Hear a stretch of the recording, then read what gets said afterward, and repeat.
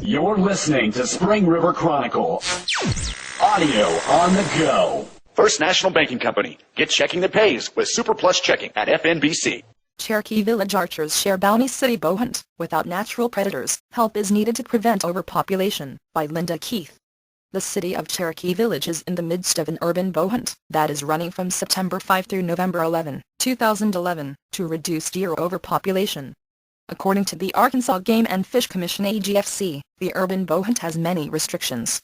Hunters must pass a proficiency test, can only hunt with a bow and only with the landowner's permission, and cannot stalk deer. Only hunting from an elevated deer stand is permitted, and must be done at least 50 feet from any trail or building, unless the owner has given permission. Transport of any deer must be done bagged or covered, and the first deer must be donated to Arkansas Hunters Feeding the Hungry, a 501c3 charitable organization, among other restrictions and requirements. Many areas across Arkansas and the country conduct urban bow hunts this time of year, as increasing deer populations threaten both public safety and their own well-being. Besides the obvious danger of vehicle collisions with deer, the elevated populations of deer create other problems. Captain Johnny Pendarvis of the Base Hard Fire Station, where deer are checked after harvesting, expanded on this subject.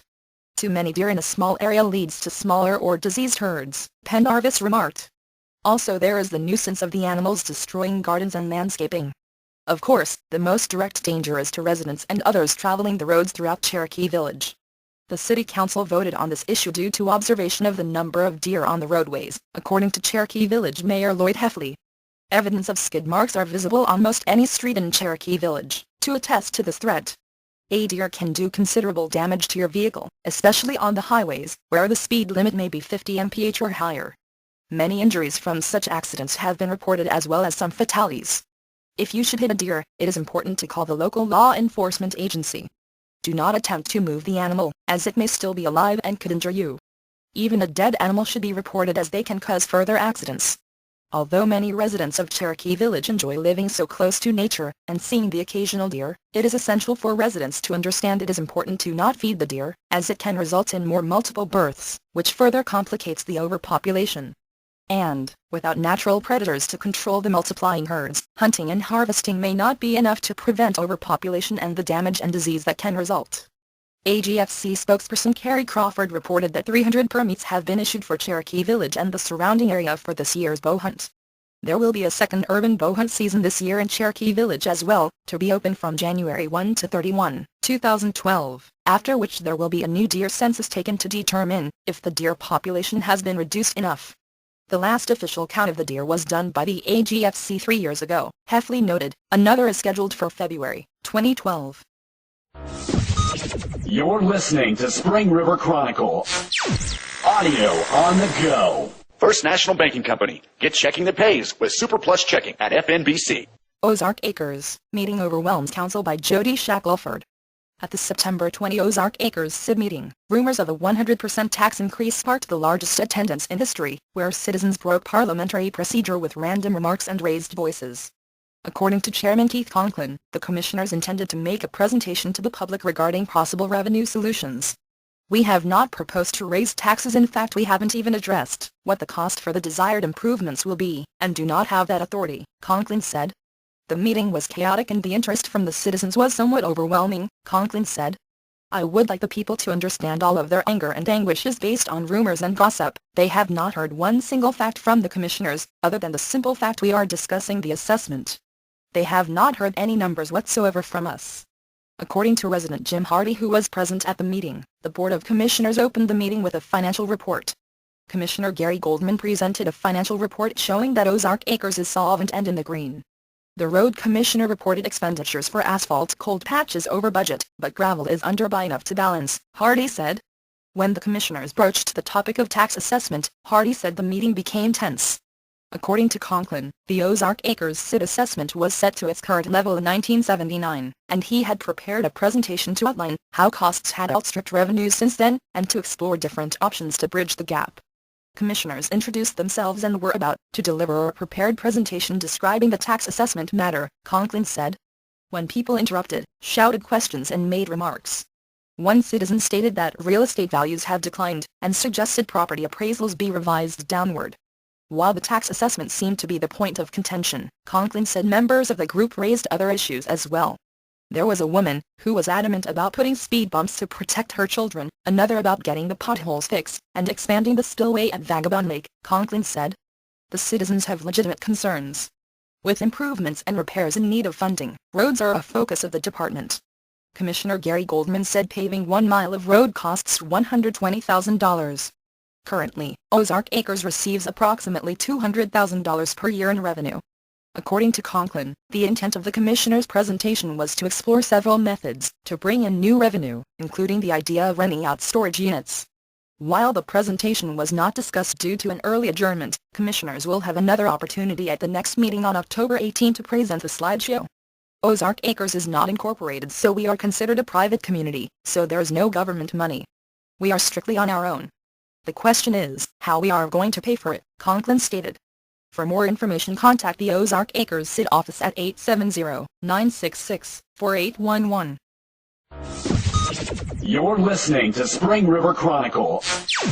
Audio on the go. First National Banking Company. Get checking that pays with Super Plus Checking at FNBC. American Legion in Williford under new management, by Lauren Siebert. The American Legion located in Williford is under new management, as Joan Stern took over the position of manager on Sunday, October 3. With over 30 years of management experience, she is confident in her ability to help make the American Legion an even better establishment for the community. I am a member of the American Legion, and when I heard a position might be opening, I put my resume in and was hired, Stern said. With big plans for the future of the Legion, Stern has set up some long and short-term goals. My short-term goals were to totally go through everything and clean it a sharper image for the Legion, Stern said. My long-term goals are to bring the American Legion theme back into the bar area, doing more decoration and strive towards getting everything to where it needs to be, Stern added. I would like to see the Legion get back to being an American Legion, to represent all wars and veterans, and to let the community know what the Legion is really about, Stern said. Dean Overton, auxiliary president for the American Legion, was in agreement with Stern. Overton noted it's time to start getting the Legion back to being an American Legion. We need new blood. As Joan had said earlier, the Legion represents all veterans of any branch and any age. We're always looking for new members. There is a group for the men and one for the women. Requirements are to be a spouse, sibling, or grandchild of a veteran. It's not extremely time-consuming, Overton said. It's on a volunteer basis. All we ask is people who are members carry themselves in a respectful manner, especially when representing the Legion. The American Legion has donated time, money, and resources to the community, and plans to continue to do so. We have several events throughout the year, not just for adults, Overton said. We have a Halloween party for children coming up October 29 from 2 to 4 p.m. in the auxiliary room. The Legion also has a new commander, Stevie Mitchell, the first female commander for the American Legion Williford has had. Our commander, adjutant, and first vice all resigned at the same time, Mitchell said, so the remainder nominated me into the position of being commander. Mitchell has been a Legionnaire for 3 years now, and hopes to continue her command, and help the American Legion return to its old glories. I want to get our families and our veteran families back in this place, make it family-oriented like it used to be, like it's supposed to be. You're listening to Spring River Chronicle. Audio on the go. First National Banking Company. Get checking that pays with Super Plus Checking at FNBC. Nashville singer-songwriter Ashley McBride returns to Sharp County, plays to packed crowds in local venues, by Lauren Siebert. Ashley McBride, a 2001 Highland High School graduate and successful singer-songwriter, returned to play her hometown for the first time since venturing out to Nashville to further her music career. With several events scheduled for the past few weeks, she was ready to return home to Highland. McBride was excited about playing her hometown when she found an opportunity. My manager asked me if I had played my hometown since I'd left, she said, and was definitely interested. She did some digging and found out about Eagle Fest and Words and Afterwards, which worked out great. McBride performed at Words and Afterwards in downtown Hardy on September 30. The building was packed, and by mid-performance there was standing room only. McBride was impressed with the venue and the attendance. I definitely had fun, and it's a really great place, McBride said. I'm used to playing bars, so it was a nice change of pace. Before returning to her regular performances in Nashville, McBride was featured at Eagle Fest in Ash Flat on October 1. I think it's really great. There is so much going on there these days, McBride said. Now that I know, I'll be back. McBride's 10-year high school reunion was the very next week on October 7 and 8, during which she performed for her classmates in the tea room at the golf course. I was really excited and had a lot of fun, McBride said. At first I thought no one would care about the girl who grew up to write songs, but then a few people asked, so I played an hour set, and had a blast. In June of this year, McBride released her album Elsebound. I spent most of July touring the Carolinas, then spent a few weeks in Central Arkansas, McBride continued, then Kentucky for a few weeks, and now we are working on the Florida tour.